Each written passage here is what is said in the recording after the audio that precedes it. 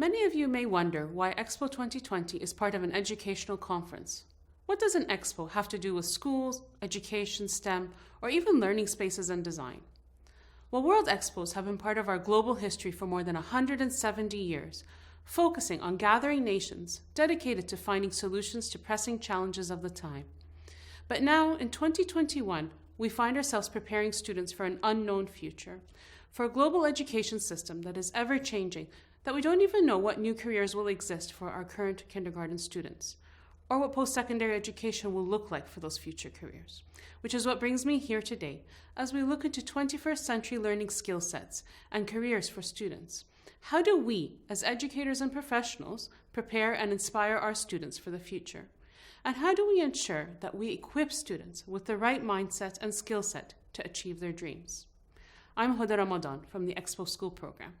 I've been working with parents and educators across the UAE for almost 2 decades to ensure that students are accessing their educational needs. And with a background in psychology and a passion for education, my experience has allowed me to support children of all ages and abilities to succeed in the classroom. But what I have witnessed over the last few years is how technology has developed rapidly, changing the way students think about education, questioning why should they memorize facts or look through a book when everything's available on the internet. Yet these same developments are now opening up so many new career opportunities for students. And it's the reason the Expo School Program was developed, to open students and teachers' eyes to cutting-edge developments and inspire them to imagine the part they will play in the future world.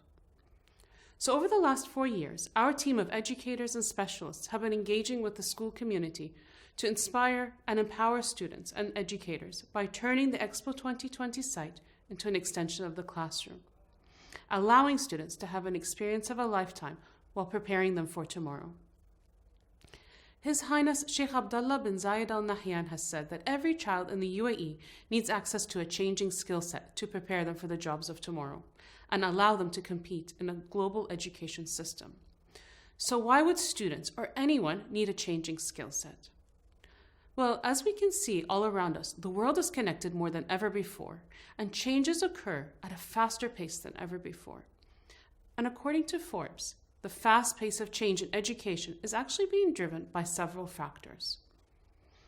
First is our interconnectedness, which now allows us to work and study remotely and work with people from different cultures around the world simultaneously. People are also living and working longer, which means our skill sets now need to change over our own lifetimes, making adaptability more important than ever. We're also now seeing that what was once science fiction and has only been seen in the movies has actually become a reality, with machines enhancing our own skills and creating this whole new world of cobotics, where humans and robots actually work side by side in the workplace. We're also now collecting and able to process data to use to our business advantages in ways that were never imaginable before, making analytics and changes more meaningful, but also required at a much faster pace than ever before. With all these ongoing changes, the skill sets that employers will be seeking from our children in the future workforce still remain unknown. However, what we can change is how we provide them with these skill sets and how we educate our children now, here in the 21st century. Because during this century alone, we've gone from chalkboards to smartboards and even augmented reality in the classroom. But it's not just those simple advances in technology that has changed the faces of learning and education. In reality, the content of education over this last century has actually not changed very much. Around the world, students will still start school around 4 or 5 years of age. They get put into a class of about 20 or 30 students, and everyone is taught very similar content until they're 18 years old, when they have to decide which university or college they want to attend. What has changed, though, in our education is our understanding of how students learn. How do they actually take in this information? And how our teaching methodologies have actually needed to evolve over the years to reflect our modern-day students. Now, we find that teachers do not need to rely on direct instruction and rote learning to educate our children, but rather they're emphasizing the importance of appreciating every student individually. And rather than fitting all students into one mold, education is now focused on allowing students the opportunities to explore their interests and actually develop those skill sets required for their own dream careers. We also find that teachers are no longer simply imparting knowledge. They're now becoming facilitators for learning and supporting students on that learning path, which means they're actually showing students how their learning applies to their real life, which ensures that learning continues once they have actually left the classroom. Meaning that students now understand that learning happens anywhere, anytime, at any pace that suits their interests. That has actually been one of our biggest lessons over this last year.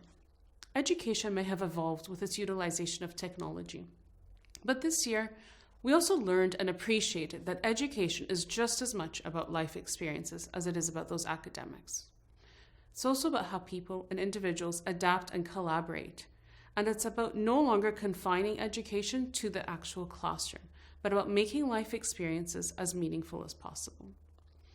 And as I mentioned earlier, the Expo School program is about extending the classroom and making Expo 2020 into an educational experience and celebrating the core values of Expo 2020, which include innovation and all of those ideas that shape and improve the future of the people and the planet, as well as collaboration.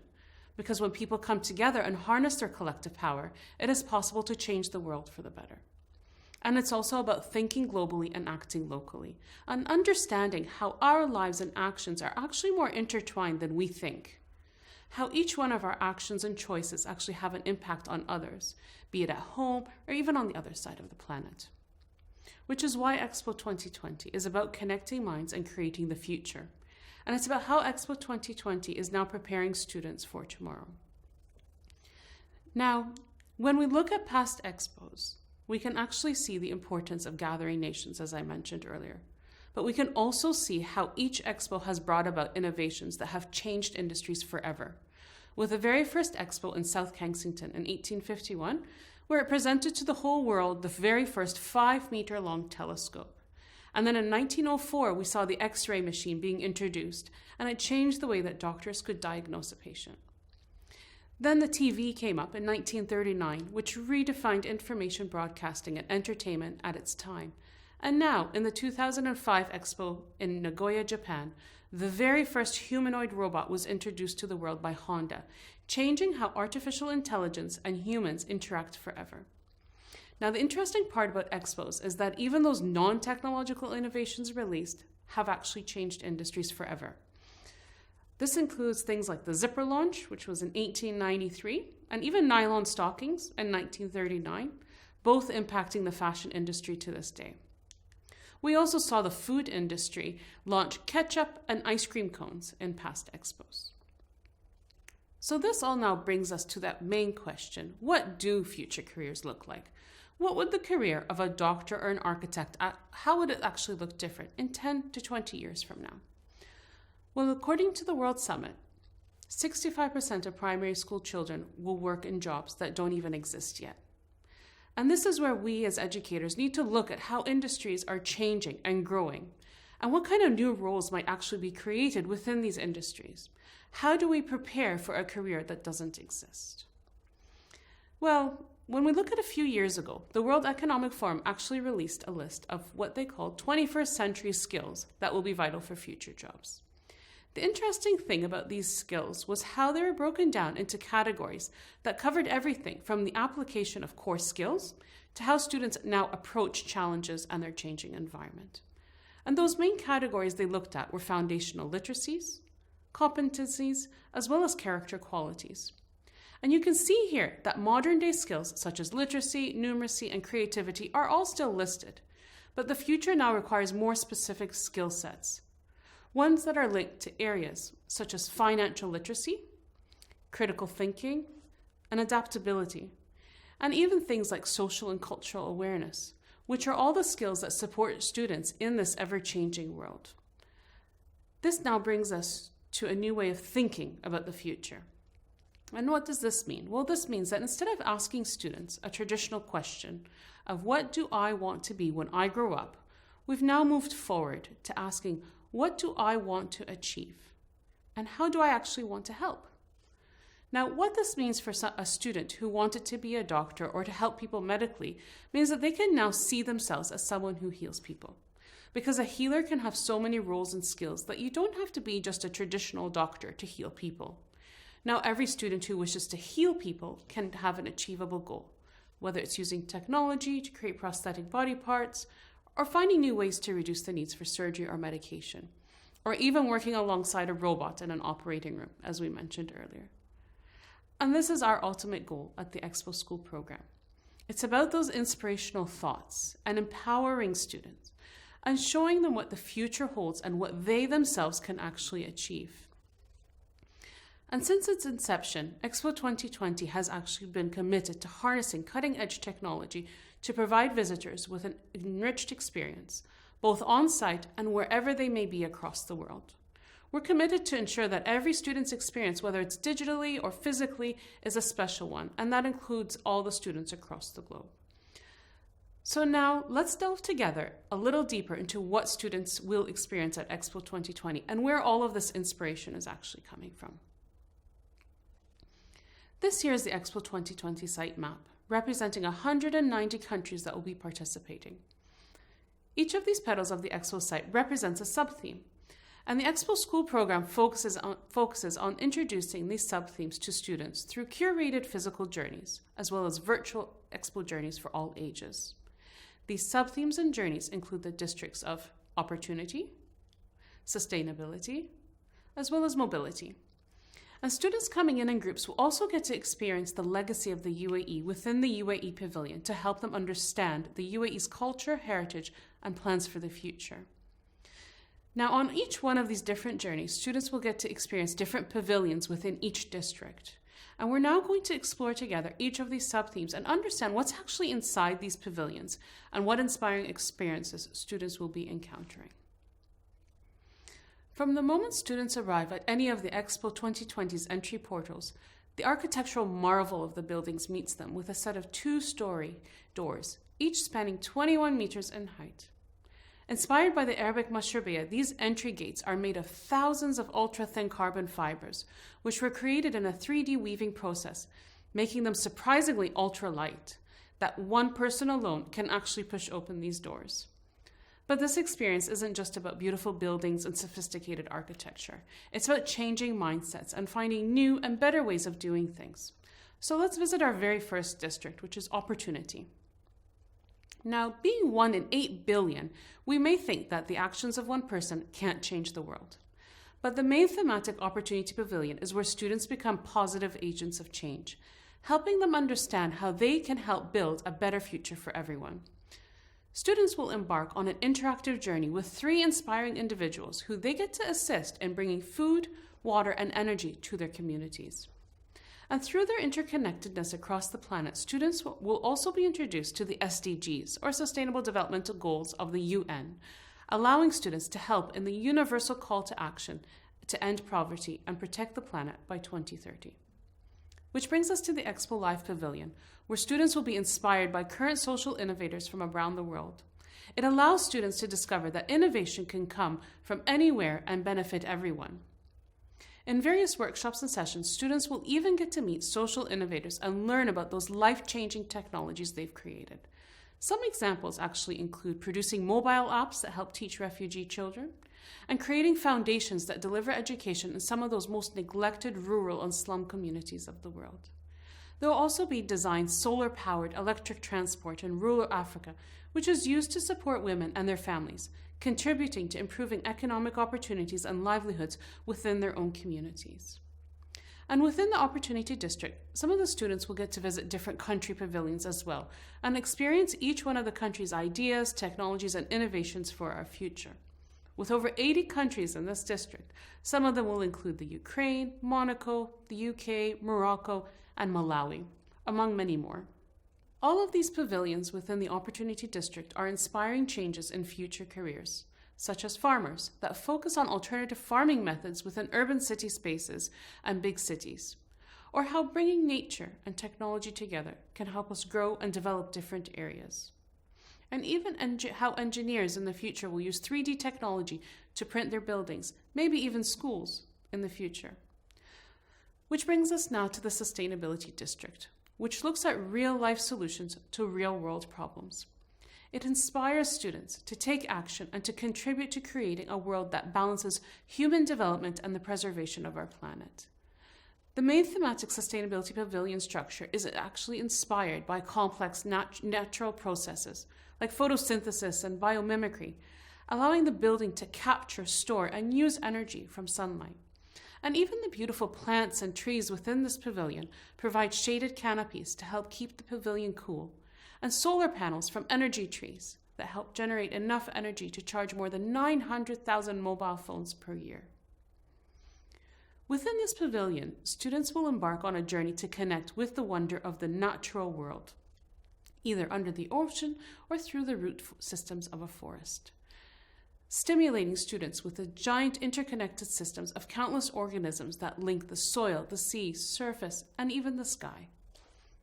Students are encouraged to reconnect with the wonder of the natural world and open their eyes to the severity of the impact of their daily choices and lifestyles. They'll discover innovative global projects that are already helping preserve our planet for future generations as well within this pavilion. The Sustainability District also hosts over 80 different countries to visit, which showcase their countries' waterfalls, deserts, and rainforests, and include countries such as Brazil, the Czech Republic, Singapore, Kuwait, the Netherlands, along with many, many more. With all of these pavilion experiences in the Sustainability District, we can see future aspirations for careers such as chefs who use food in their own restaurants from their own vertical farms, and architects who specialize in smart homes with built-in greenery and farming experiences, and even construction builders who will use materials that can be recycled to reduce construction sites' ecological footprints. Which now brings us to the final subtheme, the Mobility District, where students will go on an extraordinary journey through time and space to explore the history of movement, from ancient exploration to artificial intelligence. Now, throughout our existence, from our very first steps out of Africa to space travel to our interconnected digital world, mobility has driven the development of humankind. And this experience starts in that main thematic mobility pavilion, where students will get to ride the largest elevator lift in the world, capable of carrying 160 people at one time. Students will then get to meet the larger-than-life, 9-meter-tall giants of mobility, whose innovations helped navigate the world and pave the way for the technology that we use today. Students will also get to see how we moved from the desert to Mars, and how mobility will continue to transform the way we live, how we connect with people, and how we understand different cultures and exchange knowledge and different ideas across the globe. Bringing us to the 80-plus country pavilions within the Mobility District itself, who are all celebrating their country's advances and future developments for mobility. Some of these countries include Australia, Russia, the Republic of Korea, Sudan, as well as Finland, and again, many more. Now, the Mobility District's different experiences emphasizes the importance of our interconnectedness by creating smarter and more productive ways of the movement of people, goods, and ideas around the globe. Students will see that things like data analysis will be the core of many careers, such as wearable technology designers, which could transform industries such as fashion and sports. Or that careers such as mechanical engineers will be creating autonomous vehicles in the future, and not just your standard cars and engines. And even astronauts are now exploring new territories to create livable conditions on other planets. So you can see with all these different journeys and experiences, we are connecting minds and creating the future for students at Expo. And it's about ensuring that students use their Expo experience to develop those future skill sets and prepare them for the careers of tomorrow. Now, Expo 2020 aspires to create a meaningful legacy that will benefit generations to come, both locally and globally, spanning everything from innovations and architecture to educational opportunities for students, so that students can look back at Expo 2020 and be inspired and empowered to create a better future. I want to thank you for joining me today.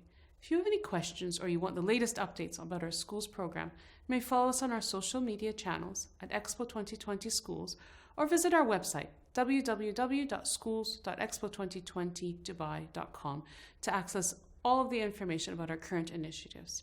I will now leave you with an inspiring video about our student experiences at Expo 2020. Enjoy.